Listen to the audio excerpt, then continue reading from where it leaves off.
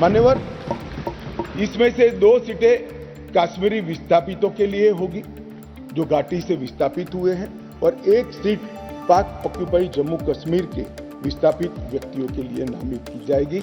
इसमें से 1 महिला होना जरूरी है। इस प्रकार का एक कानूनी सुधार लेकर आज मैं यहाँ पर हुआ। डिलिमिटेशन कमीशन के इतिहास में पहली बार 9 सीटें शेड्यूल्ड ट्राइब के लिए आरक्षित की गई हैं और एसटी के लिए 9 सीटें और अनुसूचित जाति और जनजाति के लिए 20 सीटों का आरक्षण की व्यवस्था कराया।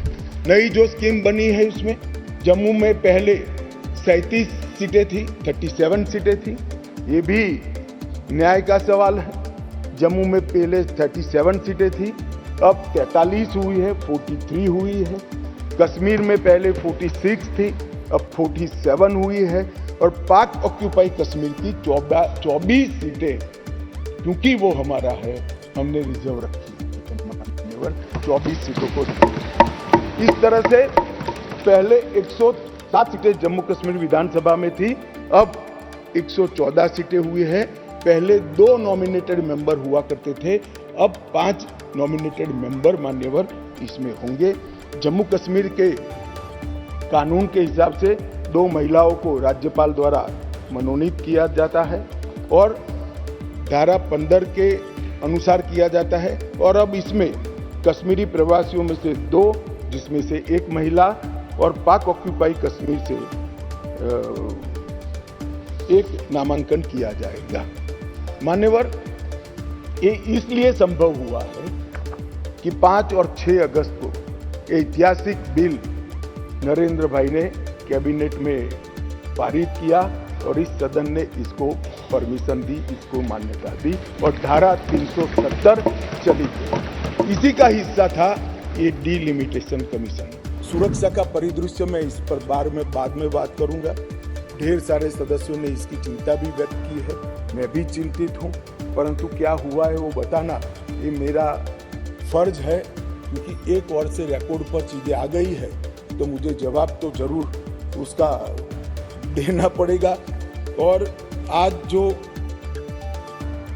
धारा 370 हटने के बाद क्या विकास हुआ, आतंकवाद तो अब भी चल रहा है, कश्मीरियत का कितना नुकसान हुआ, ये सारी चीजों के जवाब मैं बहुत डिटेल मान्यवर दूंगा।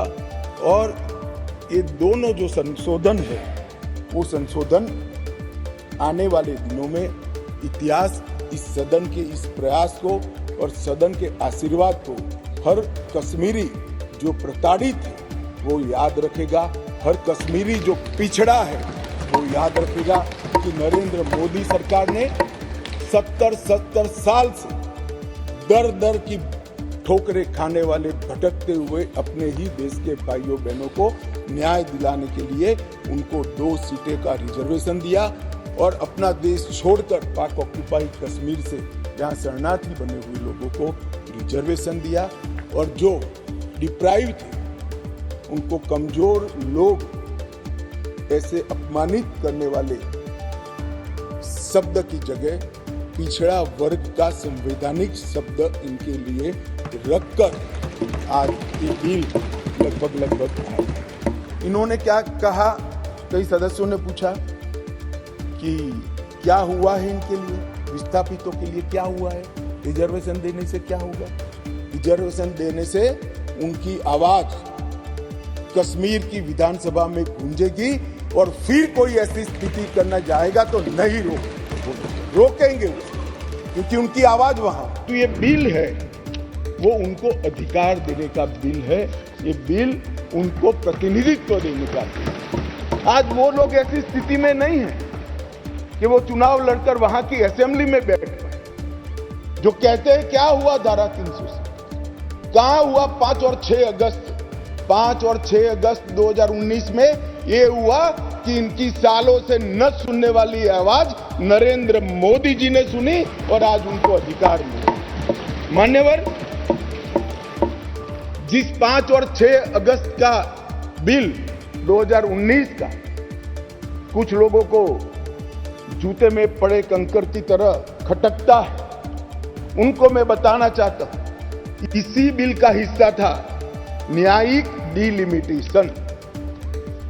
ये एक शब्द नहीं है, 2 शब्द जोड़कर बना है, क्योंकि पहले जो डिलिमिटेशन हुआ था वो इस तरह से था, एक कॉन्स्टिट्यूएंसी यहां बनी है और दूसरा ये वो कॉन्स्टिट्यूएंसी का हिस्सा 15 किलोमीटर दूर है। क्यों? क्योंकि मुझे चुनाव जीतना है। इस तरह से डिलिमिटेशन हुआ। ये डिलिमिटेशन के सामने मैंने जानबूझकर एज ए लेजिस्लेटर न्यायिक डिलिमिटेशन दिखा था, वो आज मैं सदन को बताऊं। बहुत महत्वपूर्ण कानून, जो लोग कहते हैं, मैं कश्मीर के जो सांसद बैठे हैं उनको विशेष रूप से कहना चाहता हूं, क्या हुआ जो कहते हैं इनको बताना चाहता हूं। मान्यवर, जब आतंकवाद चालू हुआ, निशाना बनाकर सबको भगाना शुरू हुआ, घड़ियाली आंसू बहाने वाले तो मैंने बहुत देखे, शब्दों से अच्छे तरीके से सांत्वना देने वाले मैंने बहुत नेता देखे हैं, मगर नरेंद्र मोदी एकमात्र व्यक्ति ऐसा है जिन्होंने इनके आंसू साथ अर्थ में पोंछने का काम किया। मान्यवर, उनकी पीड़ा का हम कल्पना नहीं कर सकते, जो करोड़ों रुपए का प्रॉपर्टी वहां छोड़कर जान बचाने के लिए कहीं बेंगलुरु, कहीं अहमदाबाद, कहीं दिल्ली, कहीं जम्मू में जाकर कैंप में रहे हैं, अपने स्तर से बहुत नीचे जीवन जी रहे हैं। इनकी पीड़ा की कल्पना हम नहीं कर सकते बाकी के देश के हिस्से में रहकर, मगर जब वहां से भागे वो, करोड़ों रुपए की संपत्ति किसी ने कब्जा ली। कब्जा लेने के बाद कहा कि अब तुझे कुछ नहीं मिलेगा, मैं जो देता हूं वो ले लो। औने पौने दाम में करोड़ों रुपए की संपत्ति एक प्रकार से छीन ली गई और प्रशासन चुपचाप बैठा, कोई कदम नहीं उठाया। और मान्यवर, हमने इसका रास्ता ढूंढा, नया कानून बनाया और वो रिट्रोस्पेक्टिव इफेक्ट से उनको वापस देने का काम भारतीय जनता पार्टी की नरेंद्र मोदी सरकार। कांग्रेस के ढेर सारे मित्र बैकवर्ड क्लास करते हैं। कुछ नेता होते हैं जिनको हाथ में कुछ लिखकर पकड़ा लो तो 6 महीने नया कागज ना आए तब वही बोलते रहे, बैकवर्ड क्लासेज। भाई, पहले आपका इतिहास तो देखो। मान्यवर, मैं ऐतिहासिक सत्य के साथ इस सदन के अंदर स्टेटमेंट करने में झिझक नहीं रहा हूं कि बैकवर्ड क्लास का सबसे बड़ा विरोध और बैकवर्ड क्लास को रोकने का काम कोई एक पार्टी ने किया है तो कांग्रेस पार्टी ने किया है। मान्यवर, आज मैं पूछना चाहता हूं सदन के, पवित्र सदन के अंदर खड़े रहकर, पिछड़ा वर्ग आयोग को 70 साल से संवैधानिक मान्यता नहीं दी जाती थी। क्यों नहीं दी जाती? क्यों उनको सम्मान नहीं मिलता था, जबकि संविधान का मैंडेट, मगर नहीं दिया गया। नरेंद्र मोदी जी ने इसको संवैधानिक मान्यता देने का। मैं आज पूछना चाहता हूं इस सदन के अंदर, जो आम सभाओं में बैकवर्ड क्लास कर घूमते हैं, मैं फिर से कहता हूं, उनको मालूम नहीं है इनकी पार्टी ने क्या किया।